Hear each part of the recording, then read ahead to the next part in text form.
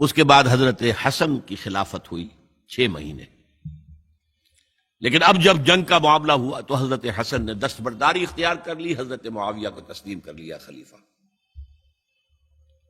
حضرت معاویہ صحابی ہیں، کاتب وحی ہیں، حضور کے برادر نسبتی ہیں، صالح ہیں. ام حبیبہ بہن ہے ان کی، جو حضور کی زوجہ محترمہ ہیں.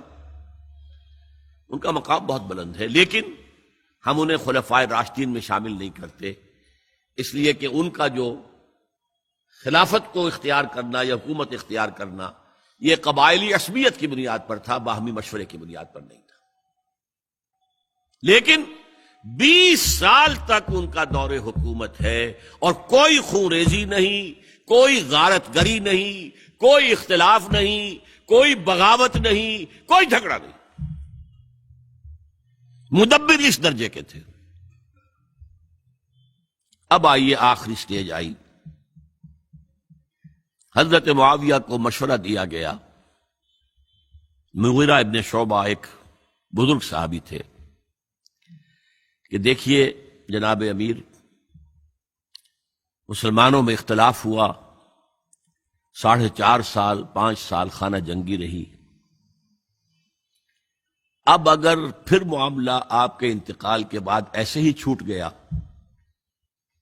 تو اختلافات ہوں گے، جھگڑے ہوں گے، مختلف دعوے دار سامنے آئیں گے، جنگیں ہوں گی، پھر دوبارہ جو ہے فساد ہو جائے گا. آپ کسی کو نامزد کر دیجیے. اور پھر مشورہ دیا اپنے بیٹے یزید کو نامزد کر دیجیے. حضرت معاویہ ریلیکٹنٹ رہے، لیکن اس کے بعد انہوں نے مان لیا اور فیصلہ کر لیا. یہاں میں چاہتا ہوں کہ بات سمجھ لیں اچھی طرح. اس معاملے میں اگر آپ حضرت معاویہ کی نیت پر شک کریں گے تو مجھے آپ کے ایمان پر شک ہو جائے گا. نیت پر نہیں، غلطی ہو سکتی ہے. صحابی ہیں، نیت غلط نہیں تھی. نیت کیا تھی؟ اور میں سمجھتا ہوں 100% درست تھی کہ اب اتنا پانی گزر چکا ہے پل کے نیچے سے وقت کے دریا میں کہ بارے صحابہ سب رخصت ہو چکے. اب اکثریت 9 مسلموں کی ہے، عصبیتیں بھی ہیں، قبائلی عصبیتیں ختم تو نہیں ہوئی. لہذا جب تک کوئی قبائلی عصبیت پیچھے نہیں ہوگی حکومت کے، حکومت نہیں چل سکے گی. یہ ابن خلدون کا لفظ ہے، عصبیت، کوئی چیز جو جوڑے آپ کو. تو دینی عصبیت اب کمزور پڑ گئی ہے، اس لیے کہ حضور نے جن کو تربیت دی تھی وہ اب گئے، اکثر و بیشتر گئے. اب اگر ایسے ہی چھوڑ دیا گیا اور کوئی قبائلی عصبیت پشت پر نہ آئی تو پھر خانہ جنگی ہوگی. 5 سال تک ہوئی. اس بنا پر انہوں نے اسے صحیح سمجھا. آپ اختلاف کر سکتے ہیں، صحابہ کی رائے سے اختلاف ہو سکتا ہے، لیکن آپ ان کی نیت پر شک نہیں کر سکتے. بہرحال واقعہ کیا ہے تاریخی اعتبار سے کہ یہ 10ویں سال میں نامزد کر دیا یزید کو اپنے بعد خلیفہ کے لیے، ولی عہد. اس وقت تقریباً سب نے بات مان لی سوائے 5 افراد کے. وہ 5 افراد بہت اہم تھے، بہت اہم. ابو بکر اہم ترین آدمی تھے، ان کے بیٹے عبد الرحمن ابن ابو بکر. عمر نمبر 2 تھے، عبداللہ ابن عمر. زبیر عبداللہ ابن زبیر. عباس عبداللہ ابن عباس. اور حسین ابن علی. حضرت حسن کا انتقال ہو گیا تھا. اہل تشیع کا کہنا یہ کہ زہر دیا گیا، واللہ عالم، میں کچھ نہیں کہہ سکتا. میں کوئی تاریخ کا محقق اس معنی میں نہیں ہوں، میں موٹی موٹی باتیں جانتا ہوں. بہرحال انتقال ہو گیا تھا. 5 آدمیوں نے نہیں مانا. لیکن دیکھیے یہ تھی تدبر کی بات حضرت امیر معاویہ کی. کوئی دباؤ نہیں ڈالا، کوئی جبر نہیں کیا، کوئی کسی کو نقصان نہیں پہنچایا کہ نہیں مان رہے تو یہ کر دیں. نہیں، دیکھیں گے جب وقت آئے گا. جب وقت آیا حضرت معاویہ کے انتقال کے بعد، اب ایک صاحب جا چکے تھے، حضرت عبد الرحمن ابن ابی بکر فوت ہو چکے، اب 4 رہ گئے، 3 عبادلہ، عبداللہ ابن عمر، عبداللہ ابن عباس، عبداللہ ابن زبیر، ایک حسین ابن علی رضی اللہ تعالی عنہم اجمعین۔ جب بیعت ہو گئی یزید کی تو اب ان کے درمیان اختلاف ہوا۔ یہ بات اچھی طرح سمجھ لیجئے، تاریخی حقائق، موٹے حقائق کو چھوڑ کر باریکیوں میں جب پڑھتے ہیں تو معاملہ غلط ہو جاتا ہے۔ موٹے حقائق کو سمجھیے، جیسے کہتے ہیں میکرو اکنامکس اور مائکرو اکنامکس۔ میکرو ہسٹری جو ہے، 2 ایک طرف ہو گئے، 2 ایک طرف ہو گئے۔ عبداللہ ابن عباس کی رائے ہوئی کہ اگرچہ یہ غلط کام ہوا ہے، یہ قیصر و کسریٰ کی سنت پر عمل ہو رہا ہے، لیکن یہ ایسی بڑی بات نہیں ہے کہ خون ریزی شروع کر دی جائے اور امن و امان ختم ہو جائے۔ یہی بات عبداللہ ابن عمر کی ہو گئی، یہ 2 تو ایک یکجا ہو گئے۔ مصلحت کہہ لیں جو بھی سمجھے، لیکن نیت پر حملہ نہیں کر سکیں گے آپ۔ دیانتاً انہوں نے یہ سمجھا کہ اب جب کہ ہو گیا معاملہ تو ٹھیک ہے۔ حرام مطلق تو کہیں نہیں لکھا ہوا قرآن کے اندر کہ بیٹا نہیں ہو سکتا، کہیں نہیں لکھا ہوا۔ بہرحال ان 2 کی رائے یہ ہوئی کہ اگرچہ کام غلط ہے لیکن اتنا غلط نہیں ہے کہ اس کو چیلنج کیا جائے اور اس سے جو ہے خانہ جنگی شروع ہو جائے اور فساد شروع ہو جائے۔ 2 کی رائے یہ ہوئی کہ نہیں، we have to challenge it come what may. Abdullah ابن زبیر، حسین ابن علی رضی اللہ تعالی عنہما یا عنہم، تو یہ 2 علیحدہ۔ ان 2 میں اب اختلاف ہوا۔ عبداللہ ابن زبیر کی رائے یہ تھی کہ یہیں مقیم رہو مکے میں، حجاز میں، مکے اور مدینے میں، یہاں سے ریزسٹنس موومنٹ ہم شروع کریں گے، کیونکہ یزید کی خلافت تو دمشق میں تھی، بہت دور۔ حضرت حسین کو خطوط آ رہے تھے کوفے سے، کوفہ حضرت علی کا صدر مقام رہا تھا، اور جن سبائیوں نے فتنہ پیدا کیا تھا حضرت عثمان کے خلاف وہ بھی وہیں آباد تھے۔ انہوں نے خطوط کا تاطا باندھ دیا، آپ آئیے ہم آپ سے بیعت کریں گے اور کھڑے ہوں گے اور مقابلہ کریں گے اور اس یزید کی حکومت ختم کریں گے۔ ڈاک کے تھیلے بھرے ہوئے۔ حضرت حسین نے فیصلہ کیا کوفے جانے کا، بہت روکا۔ عبداللہ ابن عباس بہت ان سے بزرگ تھے عمر میں، اور ویسے بھی ایک اعتبار سے نانا تھے، ایک اعتبار سے پڑدادا تھے۔ حضرت عبداللہ ابن عباس حضور کے چچا زاد بھائی تھے، تو نانا ہو گئے کہ نہیں؟ حضور نانا تھے کہ نہیں؟ اور حضور کے چچا تھے حضرت عباس، ان کے بیٹے ہیں یہ۔ تو اس اعتبار سے حضرت علی رضی اللہ تعالیٰ عنہ کے کیا ہو گئے؟ چچا۔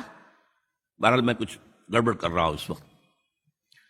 وہ دوڑتے جا رہے تھے کہ حسین خدا کے لیے مت جاؤ، خدا کے لیے مت جاؤ، یہ کوفی تمہارا ساتھ نہیں دیں گے، الکوفی لا یوفی، کوفی وفا نہیں کرتا وعدہ،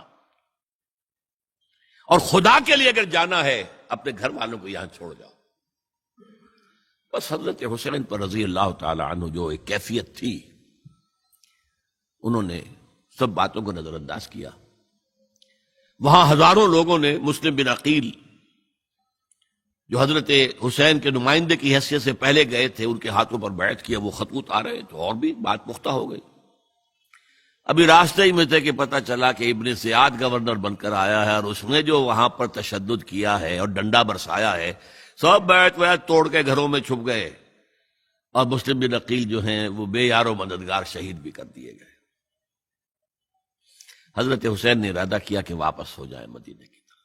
اب مسلم بن عقیل کے بیٹے جو ہیں، وہ عرب کی ایک غیرت ہے، ایک آنر جسے آج کل کہتے ہیں، ہم اپنے باپ کا بدلہ لیے بغیر نہیں جائیں گے۔ اور حضرت حسین کی شرافت اور مروت، یہ لوگ میرے ساتھ آئے تھے نا، میرا ساتھ دے رہے تھے، اب میں ان کا ساتھ کیسے چھوڑوں؟ بہرحال وہ حادثہ فاجعہ ہو کر رہا، اور اس میں سب سے بڑا سبب جو بنا ہے وہ میں چاہتا ہوں جس کی طرف کسی کی نگاہ نہیں گئی۔ افسوس یہ ہے کہ میرا اس پر جو کتابچہ ہے سانحہ کربلا وہ آؤٹ آف پرنٹ تھا، کوشش تھی کہ آج یہاں وہ پیش کیا جاتا، مختصر ترین، لیکن آپ دیکھیں گے کہ کلیئر ہو جاتی ہے ہسٹری۔ دو کتابچے ہیں، شہید مظلوم، میرے نزدیک مظلوم ترین شہید حضرت عثمان رضی اللہ تعالی عنہ، اور سانحہ کربلا، بہت بڑا سانحہ، اس میں کوئی شک نہیں۔ حضرت حسین کے صبر اور مثابرت اور استقلال اور شجاعت یہ مثالی ہے تاریخ کے اندر۔ اپنے سامنے جو ہے اپنے ایک ایک کر کے چراغ گل ہو رہے ہیں، خاندان سارا ختم ہو رہا ہے، شیرخوار بچے شہید ہو رہے ہیں۔ وہ تو ایک بچہ بیمار تھا، حضرت علی بن حسین زین العابدین رحمت اللہ علیہ، وہ بچا ہے۔ لیکن اصل میں شرافت اور مروت جو ہے وہ بسا اوقات اپنی شرافت کی وجہ سے مار کھا جاتی ہے۔ حضرت حسین سے میرے نزدیک یہ ایک اسٹریٹجک مسٹیک ہوئی کہ جب کوفیوں کا لشکر سامنے تھا تو وہاں کھڑے ہو کر ایک ایک کا نام لے گا، فلاں ابن فلاں، کیا تم نے مجھے خط نہیں لکھا تھا؟ اے فلاں ابن فلاں، کیا تم نے مجھے خط نہیں لکھا تھا؟ سب کے راز فاش کر رہے ہیں، اور دیکھو یہ میرے پاس یہ تھیلے بھرے ہوئے تمہارے خطوں کے موجود ہیں، تم نے مجھے بلایا اور میں آیا۔ یہ بات تھی جس کی بنا پر اب ان کے لیے کوئی چارہ نہیں تھا کہ انہیں شہید کر دیں، ورنہ تو یہ ہمارا بھانڈا پھوڑ دیں گے جا کر یزید کے پاس، تو ہماری کھالیں کھنچ جائیں گی۔ یہی وجہ ہے کہ حضرت حسین نے 3 آفرز کی، مجھے واپس مدینے جانے دو، نہیں، مجھے یزید کے پاس جانے دو، نہیں، مجھے کہیں اسلامی سرحد پر بھیج دو، میں وہاں پر کافروں سے جنگ کرتے ہوئے زندگی ختم کر لوں گا، نہیں، ہیئر اینڈ ناؤ بیٹھ کرو۔ یہ حضرت حسین کی شرافت، غیرت، حمیت، مروت اس کے خلاف تھا، لہذا انہیں شہید کیا گیا۔ اور پھر خیموں کو آگ لگائی گئی، یہ نوٹ کیجئے کیوں لگائی گئی۔ اگر تو یہ غصے اور انتقام میں اور وینجینس میں ہوتا تو حضرت علی بن حسین زین العابدین کو بھی شہید کرنا چاہیے تھا، نہیں کیا۔ اگر یہ اس طرح کا معاملہ ہوتا تو خواتین کی بے حرمتی ہوتی، نہیں ہوئی۔ یہ خیمے کیوں جلائے؟ تاکہ وہ جو ایویڈنس ہے وہ ختم ہو جائے، ہمارے خلاف یہ جو ڈاکومنٹری پروف لیے پھر رہے ہیں، خیمے جلیں گے اور یہ تھیلے بھی جل جائیں گے اور یہ خود بھی جل جائیں گے اور ہم بچ جائیں گے۔ یہ ہے میرا تجزیہ۔ بہرحال اس میں کوئی شک نہیں کہ تاریخ انسانی کے عظیم حوادث میں سے وہ ہے، اور میرے نزدیک حضرت حسین رضی اللہ تعالیٰ عنہ کا اختلاف کر سکتا ہے، جو چاہے کرے، حضرت حسین سے اختلاف کرے اور اتفاق کرے حضرت عبداللہ ابن عمر، عبداللہ ابن عباس کے ساتھ، تب بھی ٹھیک ہے۔